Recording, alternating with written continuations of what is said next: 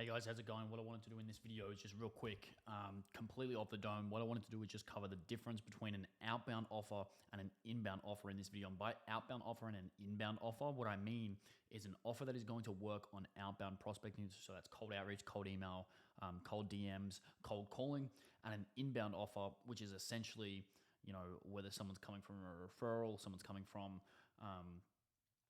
personal brand, someone's coming that even from an ad is kind of inbound because obviously they're, requesting to be sold or requesting to be sold, whatever it may be, or given something, whatever it may be.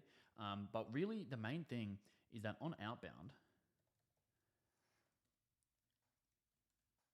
your prospect is completely zombified.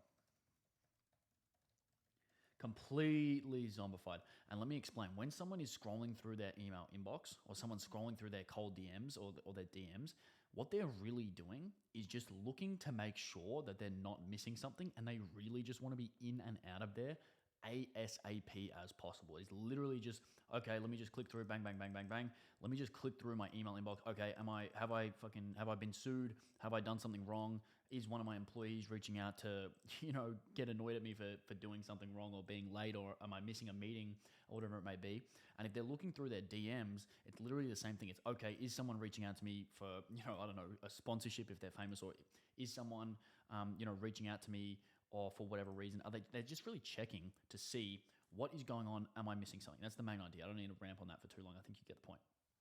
Basically what they're doing, they're just trying to make sure they're not missing something. So when an email spammer from the internet is in their inbox sending an automated message, it is absolutely zero chance that they're going to see that message and just say, oh, great.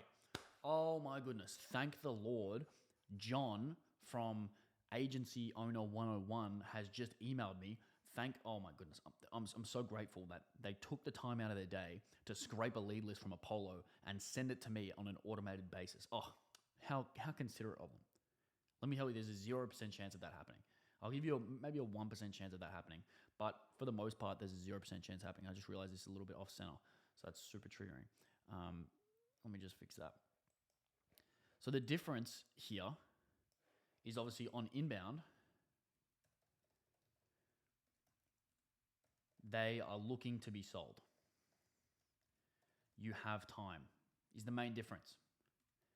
Main difference, you have time to sell. That's the main difference. The main difference is that you have time to sell. And when you look at outbound, I can see how many people see this and they're like, oh, well, if you don't have time to sell, how are you going to sell anyone? And why would it even be worth it? Well, the reason that it's still worth it is because if you can crack outbound, you then have another scalable acquisition channel for your business that is not going to rely on ads, and it's not going to rely on a personal brand, which means it's going to build a lot of enterprise value.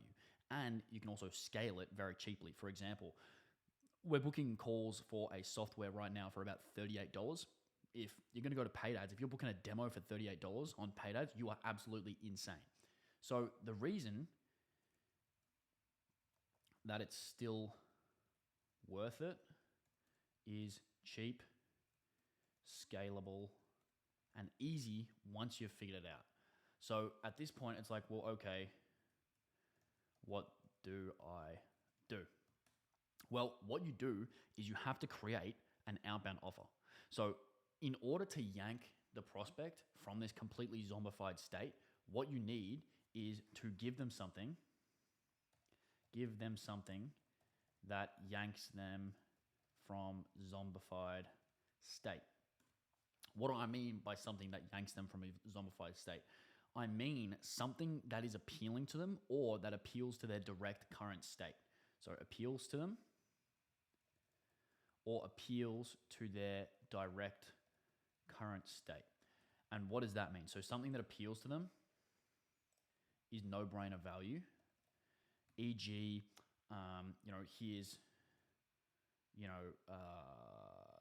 here's valuable thing for free, or appeals to their current state, meaning,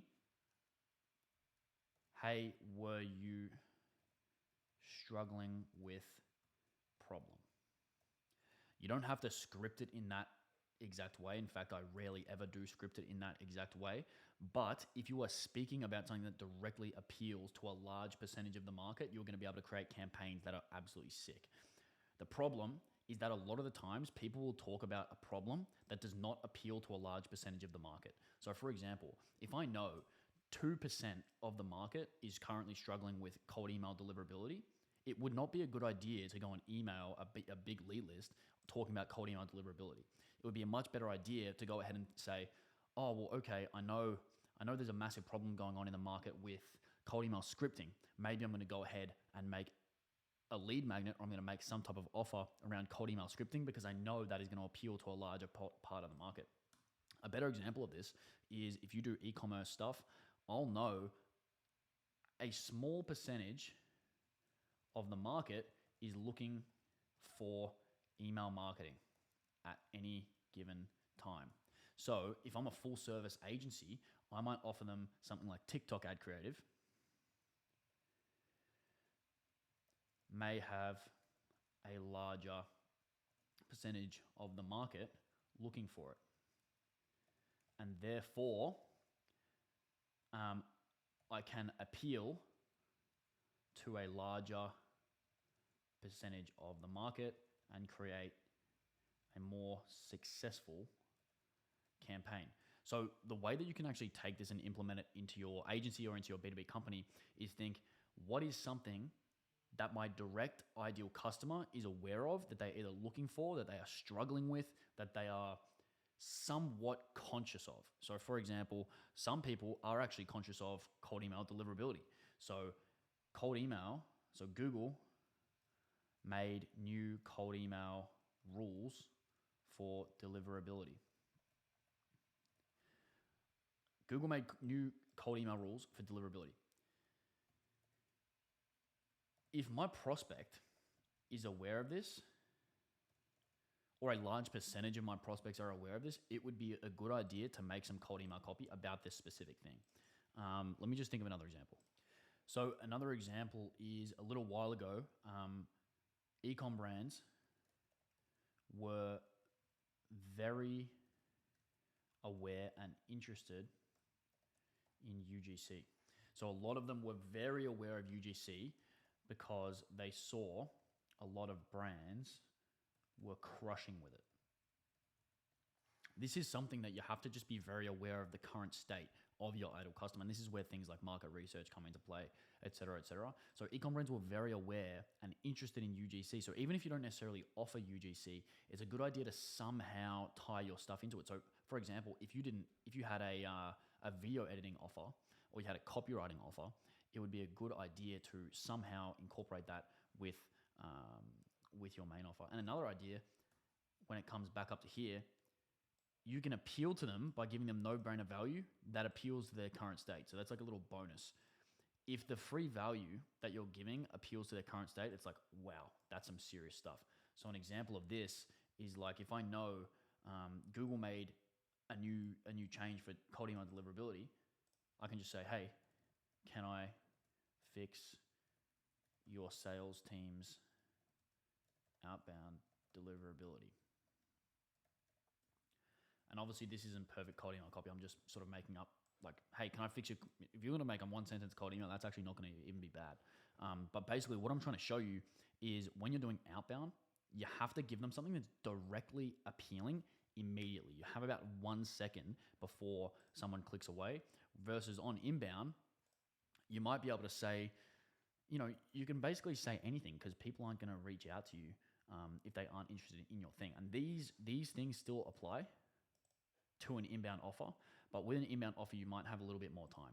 And what I mean by that is that you might say, hey, this is an inbound offer. We build client acquisition systems using XYZ mechanism.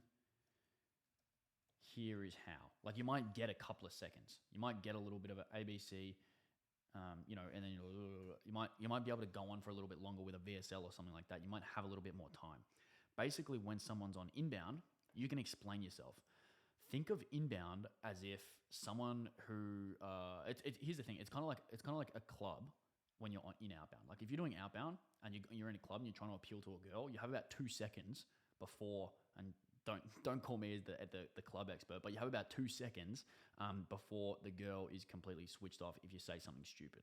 But on inbound, it's as if your auntie has set you up with a local cutie who already thinks it's a good idea to talk to you because your auntie's gassed you up and said you're a handsome young man.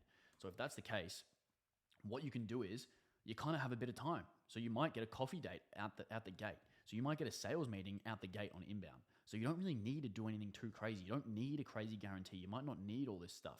And that's why people do so well with inbound in these competitive markets. But that does not mean that in a competitive market, outbound does not work. What it means is that you're going to have to improve your offer a little bit more.